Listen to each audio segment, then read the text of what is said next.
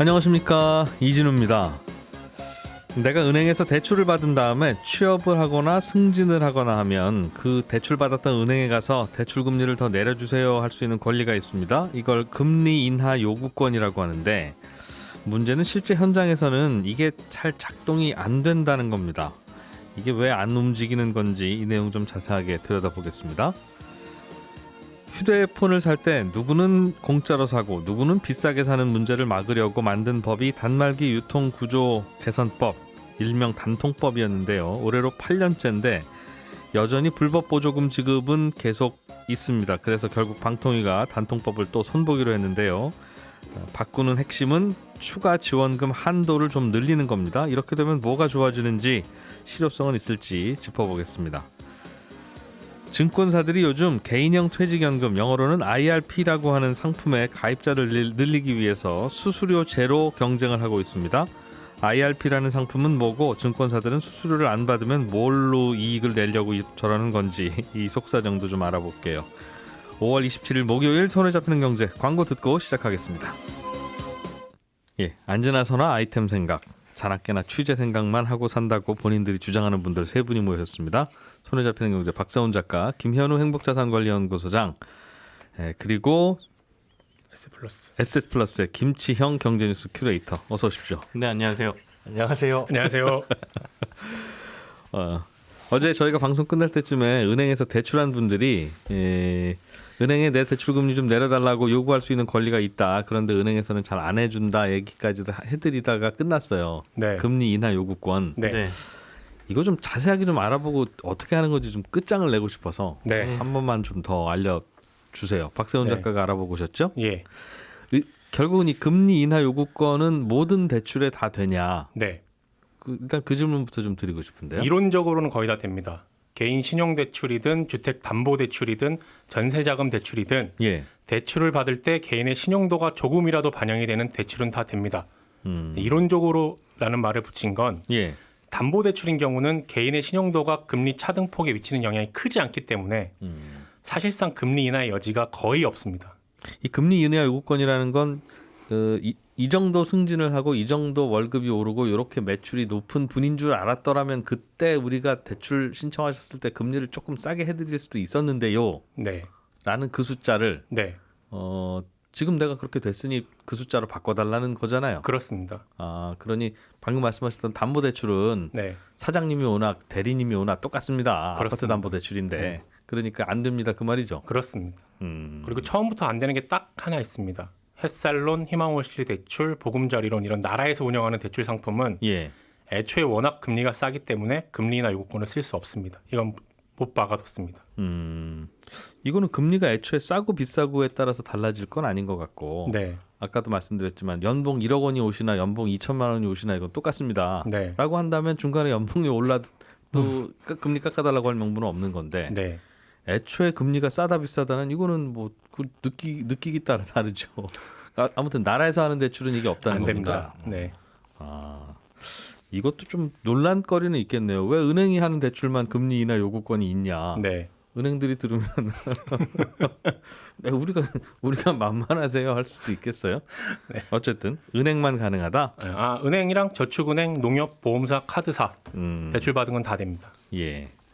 어떤 요건이 있을 때 금리 인하 요구권을 쓸 수 있고 그게 작동하냐, 이것도 궁금한데, 네. 월급이 오르거나 승진을 하거나 한다는 건 직장인이라는 얘기잖아요. 그렇습니다. 그러면 다른 경우 자영업 하시는 분들은 자영업하는 분들도 물론 금리 깎아달라고 할 수 있습니다. 예. 매출이 늘었거나 소득이 늘었거나 하면 세무서에 매출이나 소득 신고한 서류 갖고 가서 이자 깎아주세요 하시면 됩니다. 예. 그리고 그동안 번 돈으로 가게를 인수했다든가 뭐 이런 자산 증가분이 있을 경우에도 이자를 깎아줄 수는 있습니다. 예. 정리하면 은행, 카드, 보험사 어디서 빌린 대출이든 대출의 성격이 무엇이든 직장인이나 자영업하는 분들은 금리나 요건을 쓸 수 있다. 단 정부에서 해주는 대출은 안 된다입니다. 그럼 다 되는데 정부가 해준 대출만 빼고는 다 되는데, 네. 누구나 다 되는데, 네. 그러면 그럼 기준이 뭔가요? 그럼 신청하면 다 될 것 같은데, 네. 어디는 또 신청하면 되고 어디는 안 되고. 그러니까 예를 들면 이게 궁금한 거예요. 금리 인하권이라고 하면 네. 요구할 텐데, 내가 내리세요 할 텐데, 네. 금리 인하 요구권이잖아요. 네. 요구할 수 있는 권리면 들어주지 않아도 되는 거라는 뉘앙스가 가득 들어 있어서. 그렇습니다. 예. 이 얘기는 열심히 공부하면 누구나 서울대 갈 수 있다랑 같은 얘기입니다. 틀린 얘기는 아니잖아요. 고3은 누구나 서울대 갈 수 있다. 그런 얘기입니다.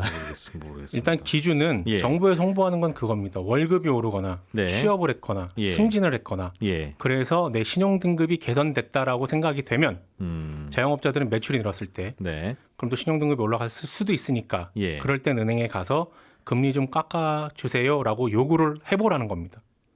그럴 때 누구는 해주고 누구는 안 해줍니까? 그럴 때. 제가 진짜 이 시간에 답 없는 얘기는 가급적 안 하려고 하는데 오늘은 청취자 여러분께 죄송하게도 답이 없다는 말씀 먼저 드리겠습니다. 왜냐하면 이게 명확한 규정이 없습니다. 제가 만약에 월급 올랐으니 금리 내려달라고 하면 네. 그 은행은 내려줄지 말지를 자기들이 자체적으로 만든 신용평가 기준에 따라서 결정을 합니다. 그러니 은행마다 방법이 다 다릅니다. 예를 들어서 제가 김현우 소장님과 신용 상태가 똑같고 네. 이번에 월급 상승폭도 똑같다고 해도 네. 어느 은행에서 대출을 했느냐에 따라 금리가 인하가 될 수도 있고 안 될 수도 있습니다. 아, 원래 금리도 다르지만 네. 똑같이 연봉이 올랐어도 원래 금리가 같았다고 해도 안 됩니다. A은행이었다면 그래요 내려드리겠습니다 했을 상황이 그렇습니다. B은행이어서는 안 되는데요 저희 기준에 따라서는 이렇다는 그렇죠. 거죠. 네. 그래서 이 내부 규정이 도대체 어떻게 되어 있느냐, 예. 신용평가를 도대체 어느 식으로 하느냐 너무 궁금해가지고 네. 은행연합회 쪽에 물어보고 시중은행에 다니는 제 모든 지인들한테 다 물어보고요. 몇 분이나 은행- 됐습니까? 6명입니다. 6명. 아, 지인 건너 많네. 건너까지. 은행 대출 담당자한테도 제가 물어봤는데 예. 금감원에도 물어봤습니다. 음. 내부 규정은 공개할 수 없다는 답만 들었어요 어제. 도저히 공개가 안 된다는 거예요. 신용평가 시스템에 대해서는. 예. 어허. 그러니까 다 안 해주는 건 아니고 해주긴 해주죠 또. 해주니까 이게 또 문제인 거예요. 예. 차라리 다 안 해준다 그러면 예. 고민 안 해도 되지 않습니까? 근데 해주는 사람이 있으니까 그럼 도대체 누구는 되고 누구는 안 되는지가 너무 알고 싶은데 네. 안 돼요. 그래서 어제 제가 물어봤어요. 대출 담당하시는 분한테. 예를 들면 대출 받을 당시보다 월급이 한 50% 오른 경우 네. 이런 식으로 기준 잡아서 해주시면 안 됩니까? 그랬더니 신용대출에서 가장 중요한 건 결국 대출 받는 사람의 신용등급이다. 네. 신용도. 매달 100만 원 벌어서 150만 원씩 카드 쓰고 50만 원씩 연체하던 사람이 어느 날 갑자기 월급이 100만 원, 150만 원에서 500만 원이 됐다고 해서 신용등급이 갑자기 좋아지는 건 아니지 않느냐. 그렇죠. 또 시간이 좀 흘러야죠. 그렇습니다. 그렇죠. 그러니까 단순히 소득이 증가하거나 취업을 했거나 승진을 해서 연봉이 올라갔다고 해서 이걸 요구한다고 해서 다 내려주진 않는 겁니다. 그러면 신용 등급이 올라가면 내려줍니까? 그 신용등급이라는 게 일반 예. 신용평가사에서 하는 신용등급이라는 게 있잖아요. 신용 점수죠, 이제. 신용 점수, 이제는 점수고. 예. 그 점수가 올라갔다고 해서 또 해주는 건 아니에요. 예를 들어서 600점에서 700점 갔다고 해도 은행이 자기들이 만든 신용평가 시스템에 따라서 예. 평가를 했을 때 그렇게 오른 것 같지는 않은데 이래버리면 금리 안 내려주는 겁니다. 긍정의 영향은 미칠 수 있지만 그게 반드시 금리 하락으로 연결되지는 않을 수 있다. 그런 거죠. 그렇죠. 박 작가님 화가 많이 나셨군요. 어제 취재하다가 아직도 화가 나 있어요. 처음으로 약간 짜증이 난 거예요 어제. 도대체 이건 뭔지 너무 궁금한 거잖아요. 야, 그러면 제가 은행이면 이게 네. 은행이 자의적으로 할 수 있는 거라면 네, 금리나 요구권을 소비자가 써서 신청을 했다 하더라도 네, 그냥 안 된다고 하겠는데요? 그렇죠. 해도 소비자가 항의할 수 있는 근거도 없고 아무것도 없으니 네, 그냥 안 된다고 했다가 예. 강하게 항의하면 네. 이거 한 번만 더 안 된다고 하고 또 항의하시면 그냥 해드리자 이렇게 할 것 같은데요. 그런 합리적인 의심하실 것 같아갖고 예. 저희 이것도 금감원에 물어봤거든요. 대답은 은행별로 제대로 하고 있는지 매년 관리 감독은 하고 있다는 겁니다. 나가서 보긴 본대요. 서류가 들어왔고 네. 이 서류를 검토한 결과 왜 안 됐는지에 대해서는 본다는 거예요. 금감원이. 그럼 보면 근거들은 있더라 왜 안 되는지. 있더라는 겁니다. 근데 금감원 인원으로 매년 정밀하게 모든 은행, 보험사, 카드사 나가서 다 볼 수 있을지 요건 의문입니다. 화가 많이 났군요. 네. 이게 그리고 자영업자분들 매출 오르면 금리나 요구권 쓸 수 있다. 예. 한번 해보셔라라고 말씀을 드렸잖아요. 그런데 이제 5월에 종합소득세 신고하면 나 매출 올랐네, 그러니까 소득 늘었네 하셔가지고 지금 신청해봐야 안 됩니다. 이건 100%. 네. 왜 그러냐면 5월에 종합소득세 신고한 건 7월에 소득금액이 확정되기 때문에 그때 가서 소득금액 증명원을 떼서 그때 제출하셔야 인정이 되는 거예요. 그러니까 이번 달에 아무리 소득이 올랐다라고 본인이 생각되시더라도 네. 지금 넣는 건 무의미해서 2달 기다리시다가 넣으셔야 됩니다. 사실 이게 객관적으로 판단하는 기준 자체가 좀 모호해서 가서 실제로 은행에서 해보시면 안 되는 경우가 되게 많고 도리어 금리를 인하받고 싶으시면 주거래 통장을 옮기든가 아니면 그 은행에서 요구하는 것들 있잖아요. 부수거래? 한 달 동안에 몇 개 계좌 이체를 하시면 되고 그게 훨씬 빠를 수도 있습니다. 어제 그 통화했던 친구 중에 네. A은행 다니는 친구예요. 예. 그 친구가 B은행에 가가지고 대출을 좀 받으려고 보니까 본인 신용등급이 등급으로 치면 4등급 나온다는 거예요. 은행원도. 은행원도. 예. 그 B은행 자체 신용평가 시스템으로 돌렸더니 음. 아니, 좀 이게 좀 애매한 거죠. 신용평가 등급이라는 게. 모르죠. 뭐 그분 어떤 사연이 있었는지. 아무튼 그래서 우리가 소비자들은 어떤 가게에 가더라도 가격 인하 요구권은 있잖아요. 네. 이 수박 한 깎아주세요. 통에 18,000원, 아유 17,000원만 해요. 얼마든지 할 수 있죠. 네. 깎아주고 말고는 과일 가게 주인 마음이지 않습니까? 그렇습니다. 근데 그때 소비자는 마음에 안 들면 옆 가게 가면 되잖아요. 그렇죠. 그 대출도 내 상황에서 다른 은행에 가면 얼마의 금리에 받을 수 있는지를 수시로 알아볼 수 있다면 네. 그냥 싼 금리 갈아타면 되지 뭘 아쉽게 금리 인하 요구권을 행사하고 또 거절당하고 이럽니까? 그러니까 이게 요즘 핀테크 업체들이 대출 금리 비교 잘 해주고 있거든요. 예. 잠깐 손품 파셔가지고 지금 상황에서 나한테 가장 싼 대출이 뭔지 알아본 다음에 갈아타시는 게 금리 비교. 네, 금리 인하 요구권 행사에서 통과 안 되는 것보다는 빠른 방법입니다. 알겠습니다. 이제 화 좀 사기세요. 네. 휴대폰 네네. 이야기도 중요한데 국민 모두가 다 휴대폰 갖고 있으니까 단통법을 좀 바꾸겠다는 거예요. 핵심이 뭡니까? 뭘 좀 어떻게 바꾼다는 거예요? 어제 이제 방송통신위원회가 그 단말기 유통 개선법, 예. 단통법을 좀 개정하겠다라고 발표를 했습니다. 두 가지가 핵심인데요. 하나는 휴대 단말기 구매할 때 공시지원금이라고 하는 게 있습니다. 단말기에서 처음 살 때 그냥 빼주는 돈이라고 보시면 되는데요. 이 공시지원금을 조금 더 받을 수 있게 해주겠다. 라는 얘기가 나왔고요. 지금까지는 이 통사들이 해주려고 했는데도 나라에서 더 이상은 해주지 말라고 해서 못 해준 거였어요. 공시지원금을 손대는 건 아니고 공시지원금의 그 대리점마다 추가적으로 해줄 수 있는 권한이 있습니다. 있죠. 서로 경쟁하려고. 예, 이 권한을 조금 더 높여줘서 아. 할인율을 높여주겠다는 게 이제 핵심 내용이고요. 예. 이게 아마도 제일 조금 소비자들한테는 영향이 좀 있을 것 같고요. 음. 두 번째는 이 공시지원금을 공시하는 방법도 기존에는 이제 최초 지원금을 공시하고 나면 7일간 유지하도록 해놨거든요. 그런데 이거를 A 단말기는 사시면 지원금이 32만 원입니다. 그러면 얘기하면 7일 동안은 그걸 7일 바꿀 수가 동안은 없습니다. 38만 원으로 올릴 수도 없고. 네네. 예. 그리고 그 7일 이후에는 알아서 이제 뭐 바꿀 수 있게 이렇게 돼 있는데 네. 이거를 일주일에 두 차례 월요일과 목요일을 지정해서 공시지원금을 발표하도록 바꿔놨어요. 그러니까 월요일 날 발표하고 목요일 날 발표하고 이렇게 두 차례로. 그건 왜 그랬는지 왜요? 좀 궁금하시죠? 네. 저도 그렇게 실효성이 있나 싶긴 한데 아. 이렇게 해야 소비자들이 언제 공시지원금이 나오는지가 확실해지니까. 언제 바뀌는지도 알 수 네. 있어서. 그러니까 이제는 이 휴대폰 단말기 하러 가시려면 월요일이나 목요일에 가셔야 된다 이 얘기 되는 거죠. 그러면 바뀌었을 수 있다. 네.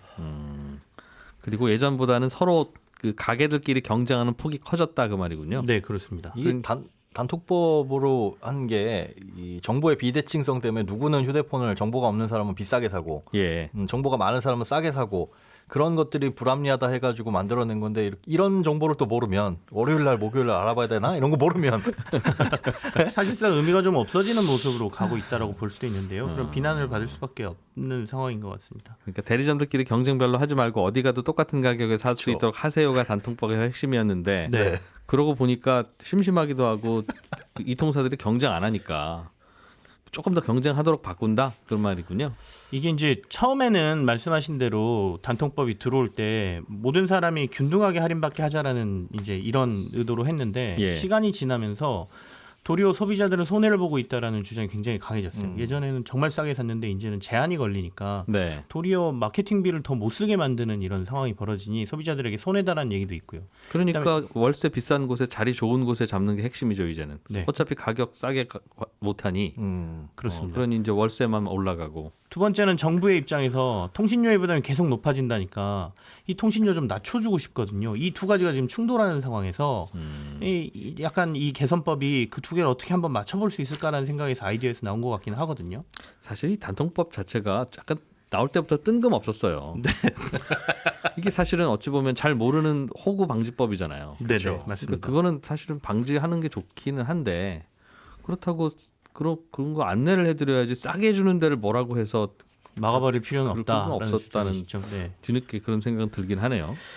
그래서 이제 소비자 입장에서 이번에 바뀐 걸 그럼 어떻게 이용해야 싸게 살 수 있느냐가 더 중요하잖아요. 지금 예, 들으시는 그렇죠, 분들은 그렇죠. 그래서 어떻게 하라는 거야가 더 중요하실 것 같은데 예.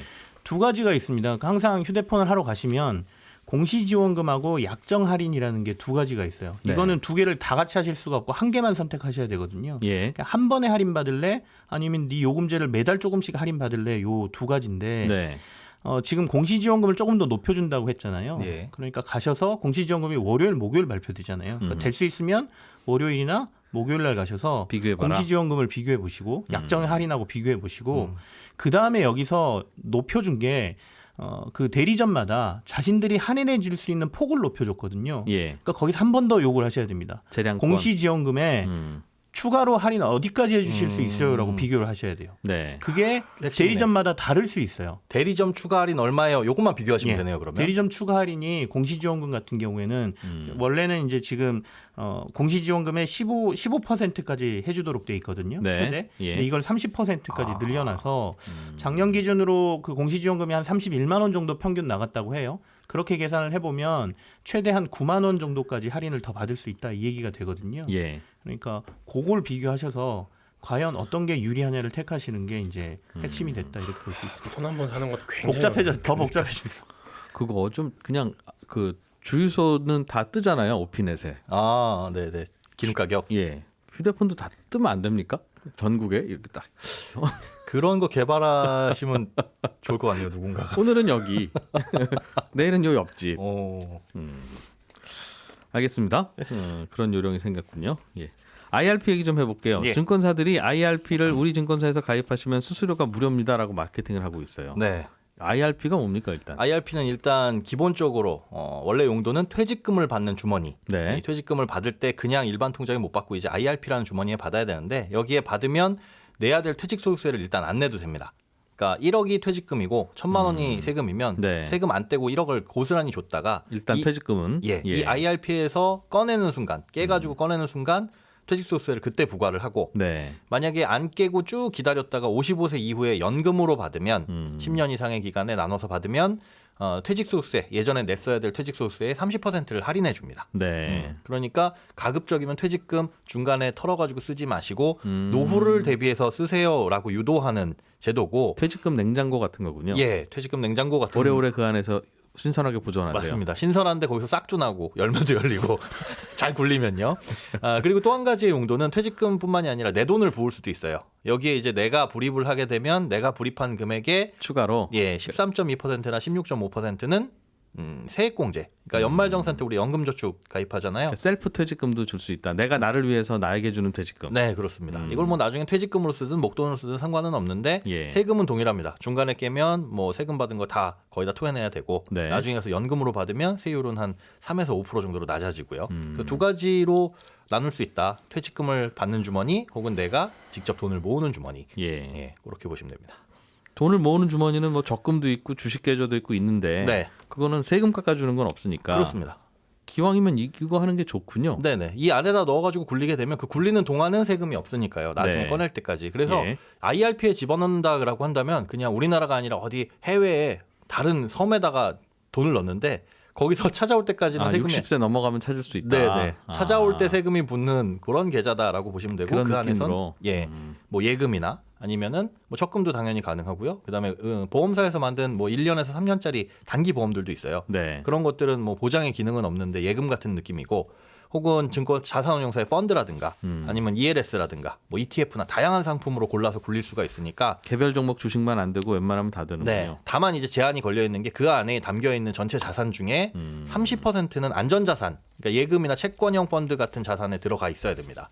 이유는 노후를 위한 자금이기 때문에 안전해야 된다. 주식에 몰빵은 안 된다. 네, 100% 공격적인 투자는 안 되는데 왜 30% 안전자산 모르겠습니다. 왜 30%를 해놨는지는.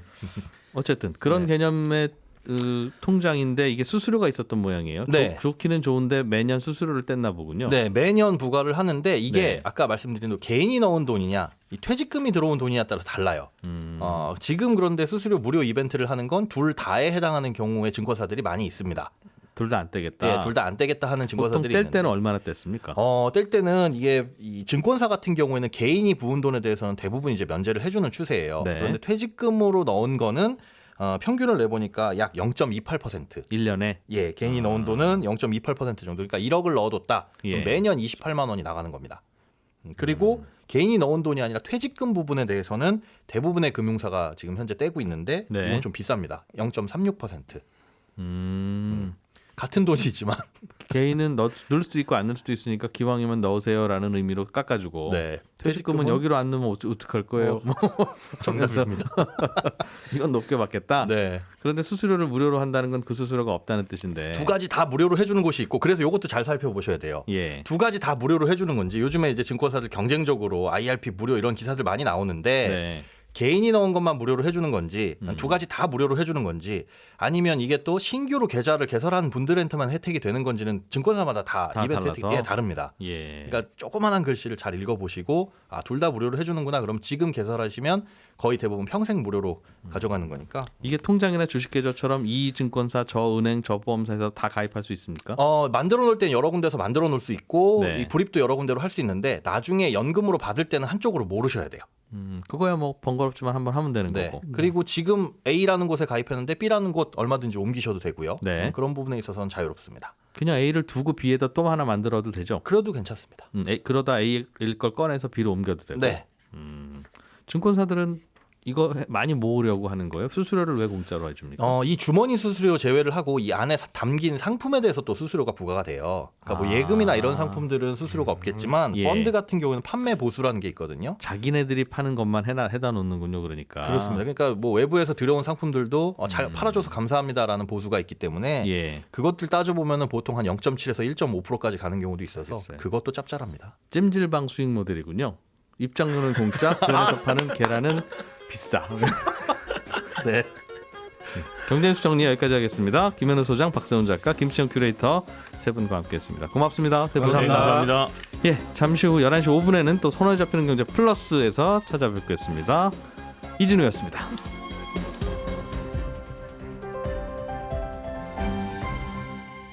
경제를 생각하는 사람들의 즐거운 습관. 이진우의 손에 잡히는 경제.